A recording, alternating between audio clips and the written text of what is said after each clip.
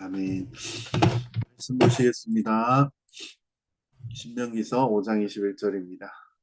내 이웃의 아내를 탐내지 말지니라. 내 이웃의 집이나 그의 밭이나 그의 남종이나 그의 여종이나 그의 소나 그의 낙이나 내 이웃의 모든 소유를 탐내지 말지니라.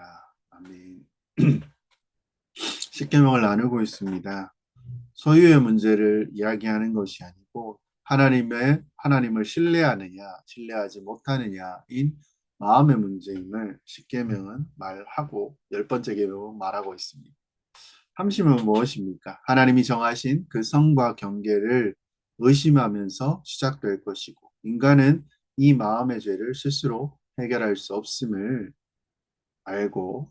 알게 되었다는 것입니다. 그래서요, 유일한 해결책은 십자가 복음만이 우리의 탐욕을 누를 수 있게 되었다는 것입니다. 그래서 그리스도의 십자가를 통해 우리는 어떻게 됩니까? 옛사람이 죽고 새 마음으로 살아가게 되는 것이 은혜임을 우리는 알고 지금 그렇게 살아가고 있습니다. 사랑하는 지체 여러분, 욕망은 가지고 있습니다. 제거하라는 것이 아니고요. 무엇이 진짜 기쁨이고 또 무엇이 거짓된 만족인가를 분별하는 하나님의 우리의 이끄심입니다. 성경은요, 인간적인 그 모든 기본 욕구를 죄라고 하지 않습니다. 먹고 싶으면 먹으면 되고요. 잘 살고 싶습니다. 그리고 누군가에게 사랑을 받고 싶고 삶이 더 나아지기를 원하는 마음이 있다는 것입니다. 하나님은 창조 때부터 인간에게 주신 자연스러운 욕구입니다. 문제는 그 욕구 그 자체가 아닙니다. 그 욕구가 하나님을 대신할 때라는 것입니다. 사람은 언제나 무언가를 추구하며 살아갑니다. 근데 그것이 하나님보다 다른 것, 더 큰 기쁨, 더 큰 만족, 더 큰 의미를 줄 거라는 것을 믿는 그 순간 그것이 바로 탐심이 되어진다는 것입니다. 열 번째 계명은 뭐라고 이야기합니까? 욕망을 없애라라고 아니고 너의 기쁨의 그 코어가 도대체 어디 있느냐를 묻는 계명입니다. 잘못하면요, 이 계명은 금욕주의가 될 수도 있습니다. 근데요, 제대로 붙들면 이 계명을 통해서 우리의 인생이 정말 풍성하게 살게 되어질 계명이라는 것입니다. 맨 뒤에 성경책을 보면요, 맨 끝에 십계명이 기록되어 있습니다. 그리고 앞쪽에는 보통 주기도문과 사도신경이 있다라는 것입니다.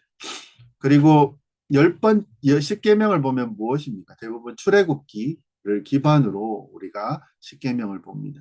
근데 지금 저희가 보는 계명은 신명기서의 내용입니다. 내 이웃의 아내를 탐하지 말라. 그래서 조금의 차이가 있습니다. 근데요, 조금의 차이가 없습니다. 소유를 탐하지 말라. 그냥 이렇게 이해하시면 됩니다. 그리고 한 두 주 정도, 두 시간 정도 십계명에 대해서 이야기를 했었습니다. 우리가 탐심이라는 것이 탐내는 것이 그것이 하나님께서 중대한 죄로 규정하셨다라는 것을 우리는 배웠습니다. 그래서요, 하나님은요, 마음의 어떤 상태도 죄로 여기신다라는 것입니다. 십계명에서요, 마음이 어떤 상태도 살인하는 것과 동일한 죄로 여기시고 악하다고 하시며 금하시고 경계하신다는 것입니다. 마음의 죄까지 이제 보시게 되었다는 것입니다. 그래서 우리는요, 성경에서 마음을 중요하게 여기는 것을 당연히 알고 있습니다. 마음의 죄까지 보신다.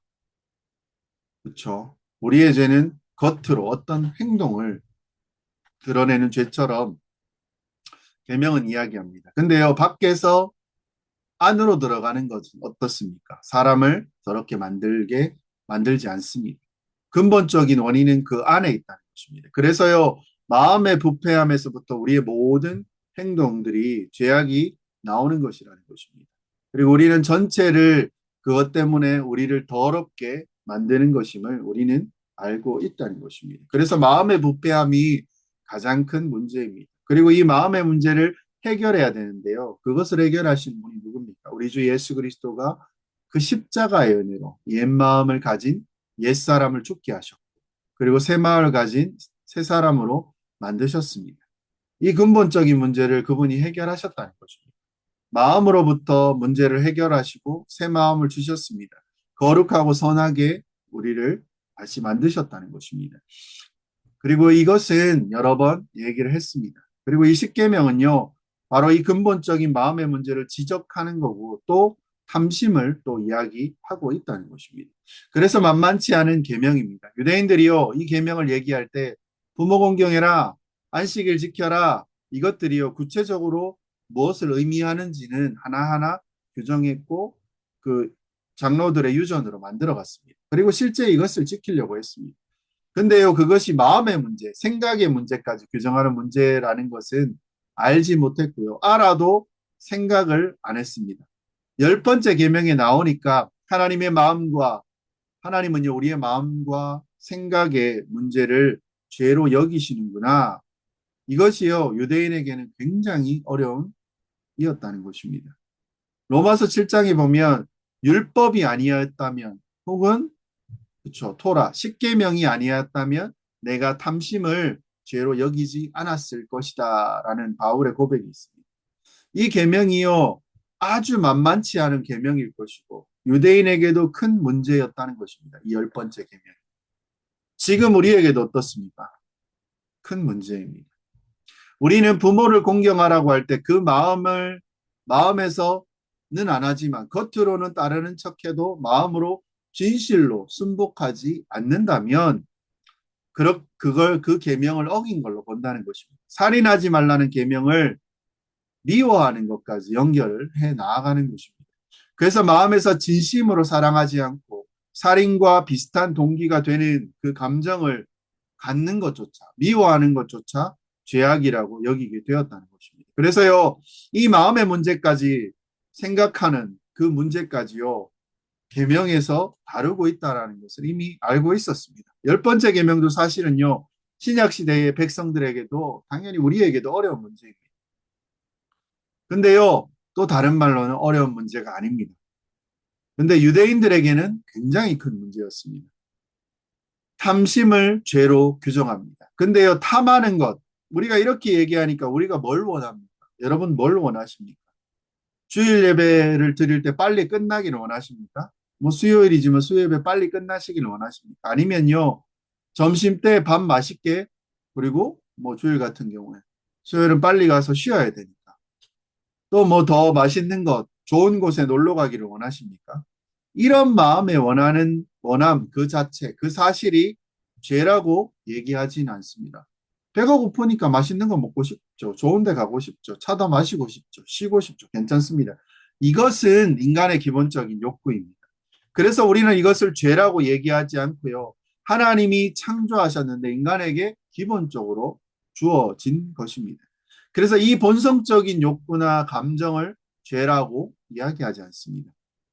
이것을 먼저 명심하셔야 됩니다. 안 그러면요, 이게 우리가 잘못하면 불교 쪽으로 갈 수 있습니다. 그래서요, 근본적으로 탐하는 마음을 없애려고 만약에 간다면 무소유, 무욕 이런 걸로 가면 안 된다는 것입니다. 모든 욕구와 탐심과 집착이요 고통을 가져온다라고 우리가 얘기해버리면 그것은 불교입니다. 불교의 생각입니다. 그리고 모든 욕구와 탐심과 집착을 없애기 위해서 불교는 어떻게 합니까? 인연을 끊습니다. 이것이 그것을 원하는 종교가 불교라는 것입니다. 근데 우리는 전혀 그렇지 않습니다. 우리는 기본적인 욕구를 인간의 자연스러운 상태로 이해를 한다는 것입니다. 그래서 그리고 아이 달라고 했던 사라 그리고 한나 그렇게 기도를 했습니다. 하나님 제게 아이를 주십시오. 아가사에 보면 어떻습니까? 신랑과 신부가 어떻게 하면 더 친밀하게 그 관계를 갖기 원했던 성적인 욕구들. 잠언이 이 세상에서요, 또 잘 살아갈 수 있는, 부자 되는, 잘 사는 문제를 굉장히 많이 다룹니다. 잘 살고 자신의 삶이 더 나아지기를 원하는 욕구들, 이런 것들을요, 죄로 여기지는 않는다는 겁니다. 또 경제적인 형편이 나아진다든지, 자기 삶이 더 좋아지는 것, 그리고 가정의 형편이 더 나아지는 것, 또 더해서요, 성령의 충만함도 우리 원하잖아요. 더 하나님을 알기를 원합니다. 이런 것들이요, 전부 다 성경에서는 죄라고 여기지 않습니다. 이런 것들은요, 자연스러운 감정으로 보고 있습니다. 다만 무엇입니까? 이것이 어느 정도의 선을 넘어섰을 때 말하자면 본인이 어떤 것을 원하는데 이것으로 인해서 그 궁극적인 만족, 행복이 있을 거라고 믿을 때 그래서 하나님과 하나님이 계시하시는 우리 주 예수 그리스도 그분을 사랑하고 즐거워하면서요. 그분 안에서 그분과 함께 살아가고 또 그분이 주시는 것을 만족하는 삶이 가장 귀한 삶이라는 것을 인정 안 하게 된다는 것입니다. 그리고 그 외에 다른 것이 자기 인생을 채워줄 거라고 생각하고 또 그것이 자기가 그것을 가졌을 때 그것을 누릴 때 참된 기쁨이 되고 또한 행복이 될 거라고 믿게 될 때 그때서야 우리는 탐심이다라고 얘기하고요. 그것을 죄다라고 이렇게 말할 수 있습니다. 이웃의 것을 탐하는 것으로 나아갈 때 우리는 더 구체적으로 죄다 이렇게 말할 수 있는 거죠. 내 것이 아닌. 십계명을 이야기할 때요. 탐심이 어떤 건지 이야기를 한번 해보려고 합니다. 탐심의 문제를 어떻게 해결하고 그리고 어떻게 십계명을 지키면서 살아갈 것인지를 한번 우리는 생각해 보아야 합니다. 탐심은 무엇입니까? 성경에서 탐심에 대해서는요, 굉장히 강하게 이야기합니다. 로마서 1장이 여기에 나옵니다. 또한 그들의 마음에 하나님 두기를 싫어하며 하나님께서 그들을 그 상실의 마음대로 내버려 두사 합당하지 못한 일을 하게 하셨으니 곧 모든 불의, 추악, 탐욕, 악의가 가득한 자요, 시기, 살인, 분쟁, 사기, 악독이 가득한 자요, 수근수근하는 자요, 비방하는 자요, 하나님께서 미워하시는 자요, 능욕하는 자요, 교만하는 자요, 자랑하는 자요, 악을 도모하는 자요, 부모를 거역하는 자요, 우매한 자요, 배압하는 자요, 무정한 자요, 무자비한 자라. 어떤 말씀이냐면요. 우상 숭배자들이 살아가는 뚜렷한 죄들을 명확하게 열강. 여러 가지 중에 탐욕, 탐심이 거기 나온다는 것입니다. 에베소서에는요. 음행과 온갖 더러운 것과 탐욕은 너희 중에 그 이름조차 부르지 말라. 이는 성도에게 마땅한 아니라 라고 이야기합니다. 음행, 온갖 더러운 탐욕, 이름도 부르지 말라. 이는요, 성도의, 그쵸, 어떻게 어떻습니까? 성도에게 마땅한 것이잖아요. 그렇게 하지 않는 것이 성도에게 마땅하다라고 이야기합니다. 탐심을 경계합니다. 탐심은요, 왜 우상 숭배까지 가냐면요. 왜 이렇게 경계하냐라는 거냐면요. 그만큼 중요하다는 것입니다. 이 탐심에 대한 생각을 할 때 근본적으로 탐심의 본질과 배경이 있을 것입니다. 탐심은 무엇입니까? 그것은요, 우리가 생각하기에 좋은 것. 근데 그것이 하나님이 아닌 것입니다. 우리가 생각하기에 좋은 것, 우리를 행복하게 만들고 또 기쁘게 만들고 보람되게 만들고 가치 있게 만들 만한 데 그것이 하나님이 아니라는 것입니다. 그런 세상 것들 중에요. 그렇게 할 만한 것, 우리를 그렇게 할 만한 세상 것들을 따라가게 한다는 것입니다. 우리가 그것을 탐심이라고 말합니다. 사랑하는 지체 여러분, 우리가요, 지금 어떻게 보면 주일 때 이제 하이델베르크 요리문담을 예전에 읽었었습니다. 이게요, 뭐 1500년 대 종교개혁 때 신앙 고백을 이제 이야기를 하는 거고요. 이렇게 잘 요약되어 있습니다. 그 중에 성상이라고 나옵니다. 당시 로마 카톨릭을 반대하기 위해서 그렇게 이야기합니다. 로마 카톨릭을 반대하기 위해서요. 지금 사실 그 성상이나 성화 이런 것이 굉장히 영향을 끼치고 있습니다. 지금 좀 안 맞는 것도 있지만 그래도 뭐 괜찮습니다. 좋습니다. 상관없습니다. 신앙생활을 하다 보면요. 또 한두 번 읽는 게 있습니다. 뭐죠? 웨스터민스터 서열음은 맞습니다. 신앙 고백인데요. 장로교의 보통 근본적인 신앙 고백입니다. 그리고 신앙 고백이 있고 기초로 어른들을 가르치거나 예배 설교하도록 나온 것이 대요리 문답이고요. 요리라는 것은 무슨 뜻이냐면 중요한 교리라는 뜻을 가지고 있습니다. 대요리 문답이 있고 아이들에게 가르치도록 만드는 것이 소요리 문답입니다. 그리고 이제는 한국의 많은 사람들이 소요리 문답도 모르는 시대를 1계명 정도는 합니다. 여기 소요리 문답을 아이들에게 가르쳐야 된다는 것입니다. 하이델베르크 요리 문답이 있고요. 또 뭐 소요리 문답도 가르치면 좋습니다. 그 외에도 배워야 할 복음의 기초의 적인 내용이 있고 우리가 예수님이 우리 가운데 오신 여러 가지 뭐 구속사에 대한 것도 있을 것이고 기도에 대한 것도 있을 것입니다. 이런 것들을요 우리는 천천히 차근차근 그리고 잘 씹어서 배워야 한다는 것입니다. 잘 배워야 그래야 신앙의 청년으로 자라게 된다는 것입니다. 그 중에요 소요리 문답 1문입니다. 사람의 제일 되는 목적은 무엇입니까? 라고 묻는다면 사람의 제일 되는 목적은 하나님을 영화롭게 하는 것과 영원토록 그를 즐거워하는 것입니다. 사람의 제일 되는 목적. 하나님을 영화롭게 하고 영원토록 즐거워하는. 이 말은 뭐냐면요. 맨 처음에 나오는 것은 무엇입니까? 내가 살아가는 가장 큰 이유, 즐거움이 뭐냐면요. 하나님을 영화롭게 한다라는 것입니다. 그리고 하나님을 영원토록 즐거워한다라는 것입니다. 이것이 뭐냐면요. 우리 크리스찬 믿는 자들이 우리의 존재의 목적이고 가치이고 큰 기쁨, 바로 행복입니다. 하나님을 즐거워하는 것. 이것이요, 제일 되는 목적이 제대로 달성했을 때 사람은요, 드디어 그 근본적인 만족에 들어서게 된다는 것입니다. 이것이 제1입니다. 이것이 제일 중요하다는 것입니다.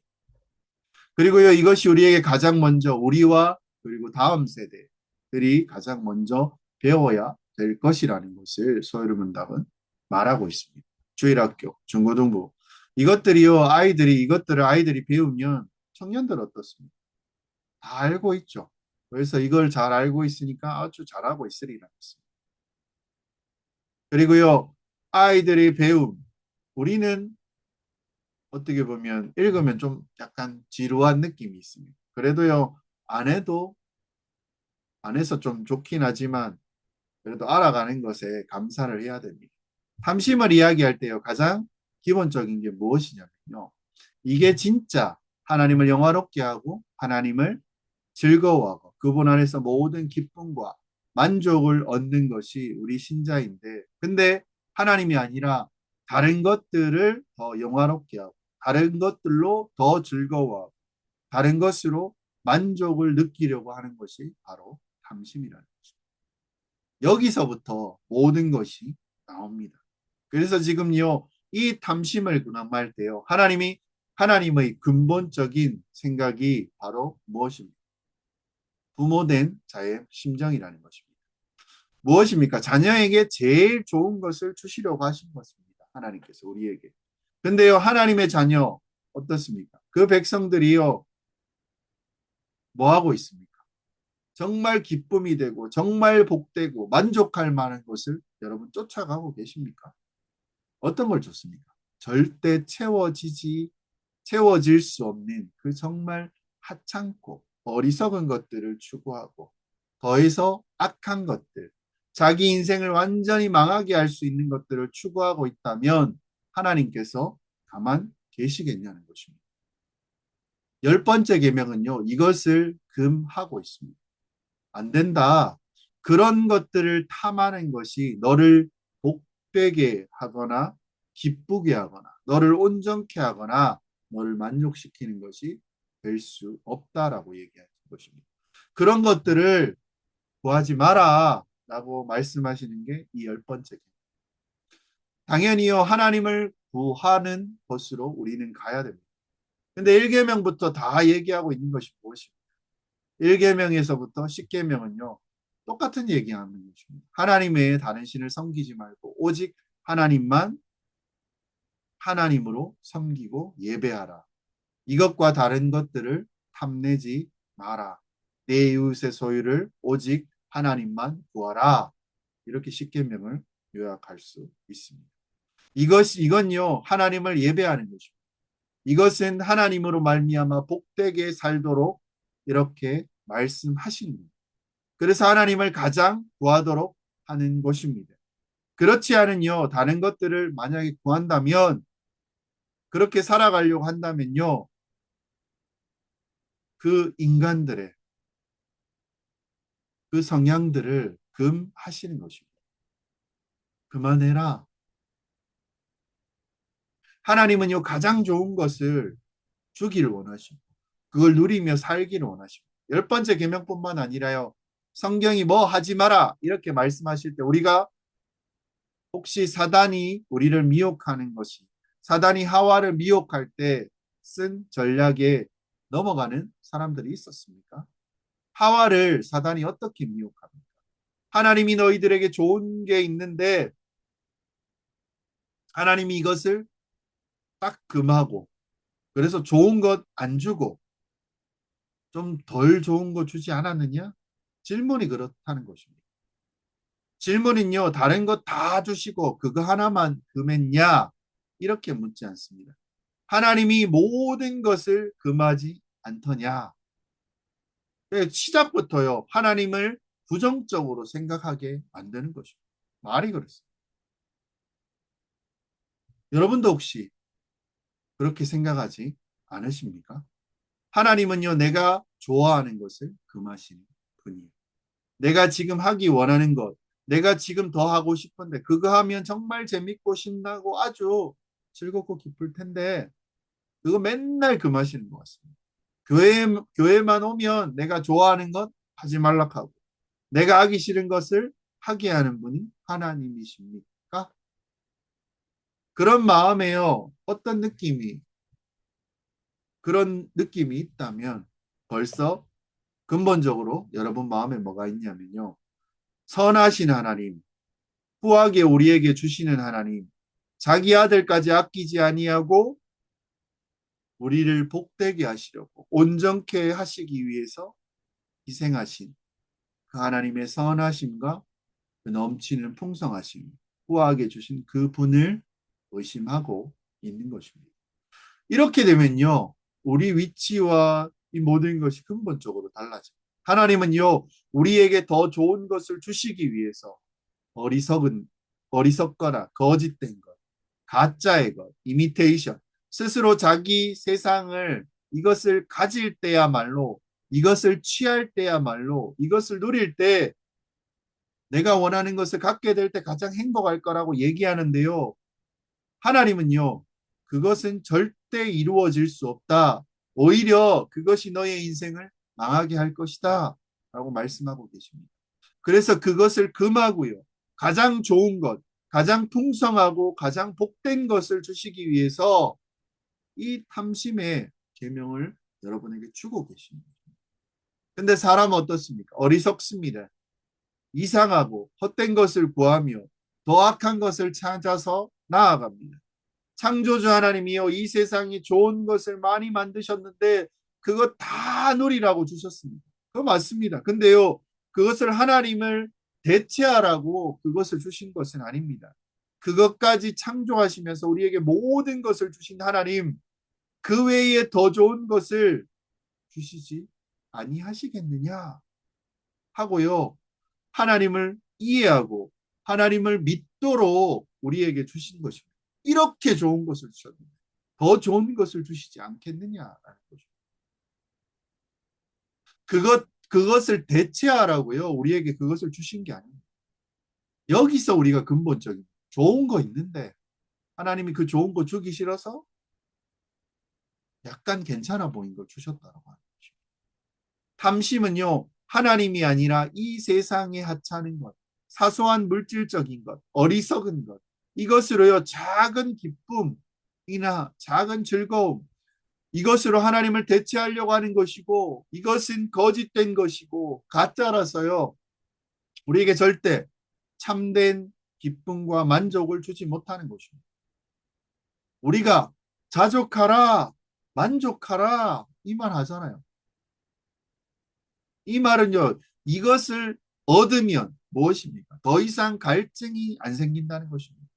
그래서 자기의 인생 전체를 두고 그것들을 추구하고 구할 만한 것, 가장 행복하게 만들 수 있는 것, 우리가 이 땅에서 존재하는 이유를 그제서야 이제서야 알게 하는 것, 이것을 우리가 사명이라고 말할 수 있고, 인생을 마칠 때 어떻습니까? 그렇게 되면 나 잘 살았다, 이렇게 할 만한 것, 후회하지 않고 잘 살았다고 할 만한 그것, 그것이야말로요 우리에게 만족. 그렇게 했을 때 우리가 자족할 수 있지 않을까요? 근데요, 사람들이 추구하는 이 세상의 사소하고 하찮은 것, 물질적인 것, 이런 것들은요, 결국 그것을 줄 수 없다는 것입니다. 이 말씀을 열 번째 계명을 통해 말하고 있습니다. 우리가 그것을 믿느냐, 혹은 안 믿느냐, 그것에 따라 인생이 완전히 달라지는 것입니다. 그리고 누구의 발을, 내 발을 어디에 걸치고 있냐는 것입니다. 하나님이 주시는 것은, 이 말은 무엇입니까? 하나님이 주시는 것은 영적인 복이고, 그거야말로, 그거 말고 육적인 복이 따로 있다라는 것입니다. 그래서 어떤 보험으로요, 세상에 발 하나, 하나님 발 하나, 이렇게 그냥 양다리를 걸치고 있습니다. 이것은 어리석은 일입니다. 그래 살아보라는 거죠. 이래 살면 안 되냐는 거죠. 세상은요, 자꾸 거짓말합니다. 우리를 속입니다. 이 세상의 것들로요, 참된 기쁨을 얻고 만족을 얻을 수 있다라고 우리를 자꾸 속입니다. 뭐 주일학교 때 많이 배웁니다. 뭐 지금도 이제 기독교 세계관들을 배우고 뭐 창조에 대해서 배우며 우리는 자라왔습니다. 어떻게 살지, 어떤 소명과 어떤 진로를 가져야 할지를 또 배웠습니다. 왜 이런 것을 계속합니까? 왜 이런 부분들을 수련회 가서도 뭐 이런 것들을 이야기합니까? 거짓에 속지 않기 위해서요. 그래서 하는 것입니다. 공부 안 하고요. 공부를 안 하고 딴 걸로 자꾸 가는 이유는 무엇입니까? 알면서도. 자기 인생을 낭비하는 이유가 뭐냐면요. 훨씬 가치 있고 좋은 것을 찾지 못해서 그렇습니다. C.S. 루이스 아시죠? 난이의 연대기 쓰신 분.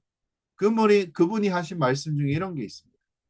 이 어리석은 인생을 뭘로 평가하냐면 바다에서 휴가를 즐기는 것이 모른 채 빈민촌에서 진흙 파이를 만드는 재미에 푹 빠져 있는 무지한 어린아이처럼 하나님이 주신 놀라운 기쁨과 만족과 가장 가치 있고 보람된 인생을 알지 못하고 그저 더러운 진흙덩이를 만지며 그것이 최고인 줄 알고 생각하는 그 무지하고 어리석은 자가 되는 게 우리의 인생이라는 것입니다. 덧없는 세상에서요 즐거움으로 자신을 채우지만 결국 어떻습니까? 실패합니다. 이것들을 금하시려는 것이 하나님의 뜻입니다. 아무리 이런 것들을 추구해도 얻지 못한다는 것입니다. 일평생 그냥 그렇게 삽니다. 그리고 마지막에 후회합니다. 아, 내가 이렇게 할 걸. 아니, 저렇게 해야 될 걸. 하면서 그냥 그 인생이 마무리될 게 뻔하다는 거죠. 그럼 어떻습니까? 인생이 낭비되어지는 것입니다. 정말 문제는요, 그렇게 안 살았으면, 제대로만 살았으면 어떻습니까? 훨씬 더 많은 일들을 하고, 수많은 즐거움과 만족을 누릴 것이며, 하나님을 영화롭게 할 인생이 되었다는 거죠. 근데요, 인생 전체를 낭비하고 있습니다.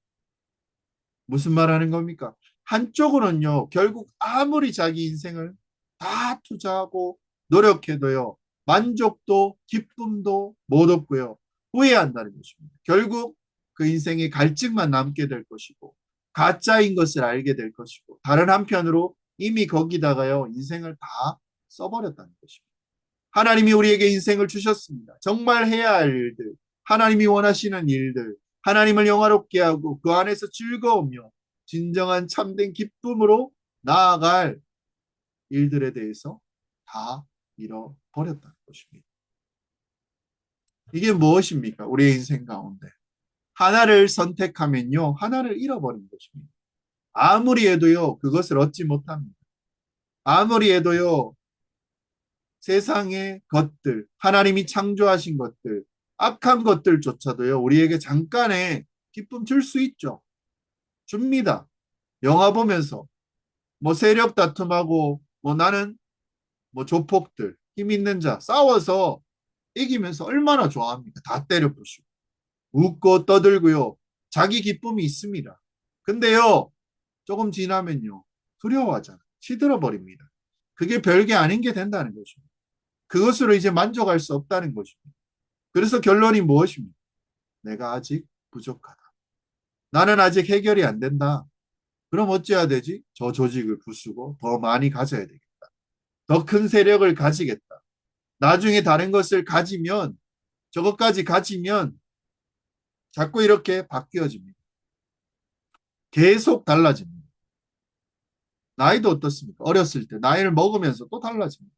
애들은 애들대로, 어른들은 어른대로 나이 먹습니다. 더 먹고 이것만 있으면 더 좋아질 때, 이것만 있으면 더 나아질 때, 아직 충분히 내가 가지지 못했어. 내가 이것밖에 없어. 저것도 못 가졌고. 그렇게 이야기를 합니다. 그래서 더 큰 집, 더 좋은 차, 더 좋은 남편, 더 좋은 이런 것들, 더 좋은 직업, 취미.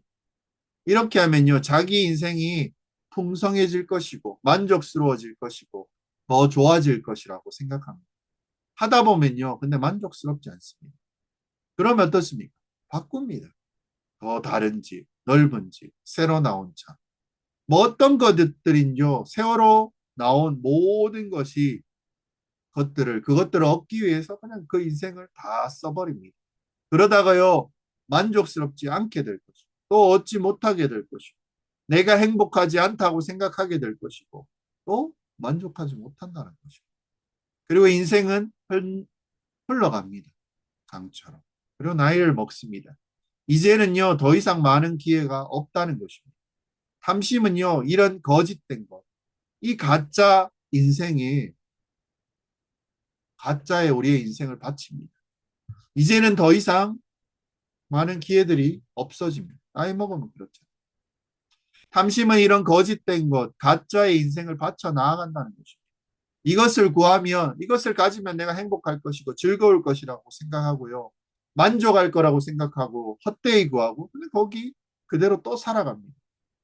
그리고 진짜 중요한 하나님의 뜻을 구하지 않고 다 잃어버립니다.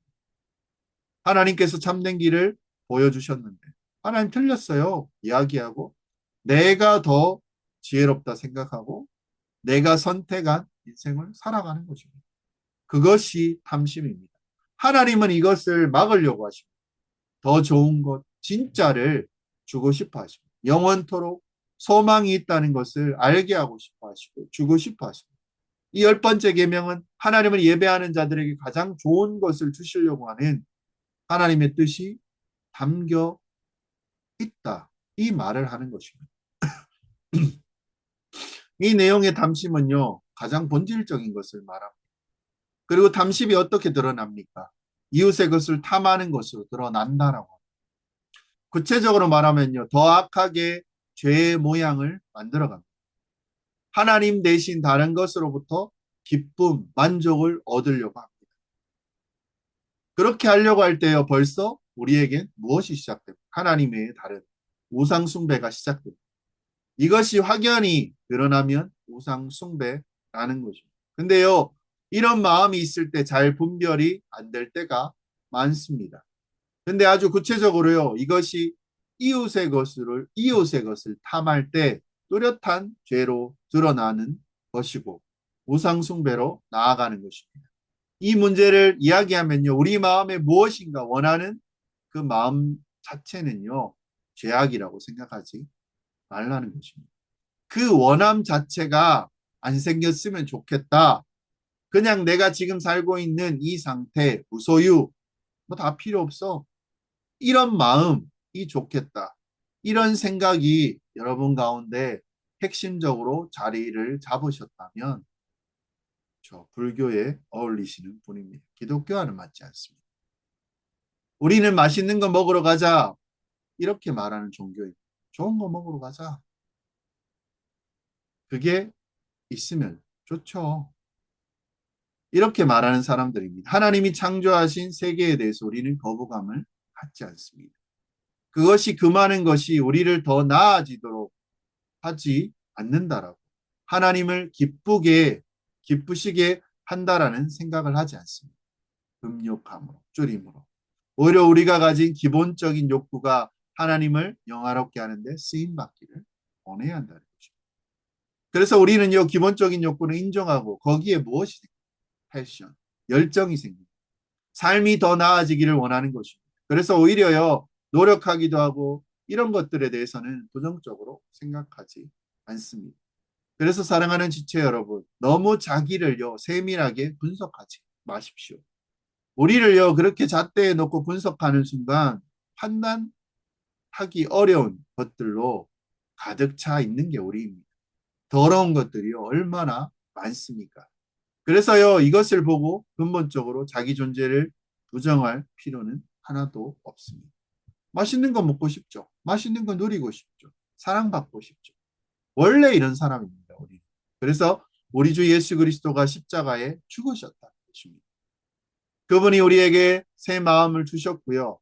우리 안의 상태가 바뀐 것이 아닙니다. 그분이 함께 하시는 우리가 달라졌다라는 얘기를 하는 것입니다. 그래서 우리의 눈이 어디에 있어야 합니까? 너무 자기를 돌아보지 마십시오. 잠깐 보고, 나 악하네.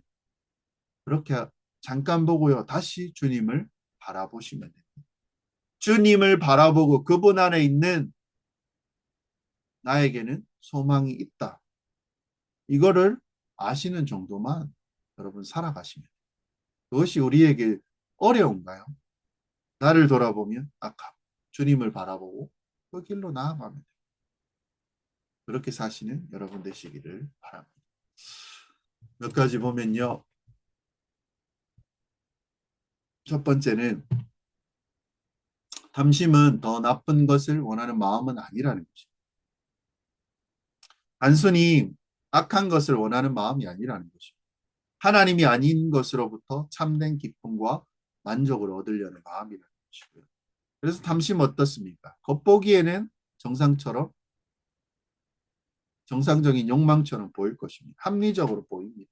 세상에서도 그렇게 살아가면 돼. 근데요, 그 마음의 방향이 하나님을 떠나 있다면 그것은 우상숭배로 가게 될 수밖에 없습니다.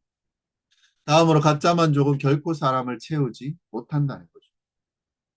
세상의 것들은요, 잠깐 기쁨을 줄 수 있습니다. 근데요, 참된 만족을 주지 못합니다. 더 큰 집, 더 좋은 환경, 그리고 더 나은 환경을 얻어도요, 우리는 바닷물을 갈증 나서 마시는 것처럼 계속 갈증을 느낍니다. 이것이 반복되면 어떻습니까? 인생 전체가 끝없는 비교와 결핍의 굴레에 묶이게 될 것입니다. 하나님은 이걸 아십니다. 그래서 우리를 괴롭히려고 탐심을 금하신 것이 아니고 우리 인생이 낭비되지 않게 하시려고 그렇게 하신 것입니다. 그리고 하나님은요, 가장 좋은 것을 우리에게 주시는 분입니다. 하나님은 너에게 좋은 것을 안 주신다. 이렇게 생각되십니까? 사단이 주는 마음. 근데 복음은 말합니다. 하나님은요, 그 하나밖에 없는 자기 아들을 아끼지 않은 분이시다. 하나님이 금하신 것은 우리를 즐겁게 하는 것을 빼앗기 위함이 아니라 가짜를 버리고 진짜를 붙들게 하시기 위함입니다.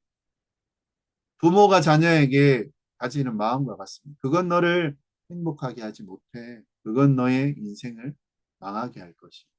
그래서 이 계명은요, 사랑입니다. 그리고요, 십자가는 참된 만족의 길을 보여준다는 것입니다. 예수님 어떻습니까? 세상의 영광을 얻을 수 있으셨습니다. 근데 그 길을 선택하지 않으셨죠. 아버지의 뜻 안에 거하셨고 십자가를 향해 나아가셨습니다. 그리고요, 그것을 통해 인간이 어디에서 참된 생명과 기쁨을 얻는지를 보여주십니다. 십자가 복음을 말합니다. 가질수록 우리는 자유로워지지 않습니다. 하나님을 즐거워할수록 우리는 더 자유로워진다는 것입니다. 그리고요, 마지막으로 제일 중요한 내용입니다. 교회는 참된 기쁨을 증언하는 공동체가 되어야 합니다. 하나님 나라와 그 십자가 위에 세워진 교회는요, 욕망이 아니고 참된 자족을 보여주는 공동체입니다. 비교하지 않아도 괜찮고, 좀 뒤처져도 무너지지 않고, 많이 가지 않아도 기뻐할 수 있는 삶. 그것이요, 이 교회를 통해 세상에 보여주어야 할 하나님 나라의 모습인 것을 우리는 알아가야 될 것입니다. 마무리합니다. 사랑하는 지체 여러분. 열 번째 계명은 인생을 없이 가난하게 만드는 계명이 아닙니다. 인생을 가장 헛되이 쓰지 않도록 막아주는 계명입니다. 가장 좋은 것을 붙들게 하는 계명입니다.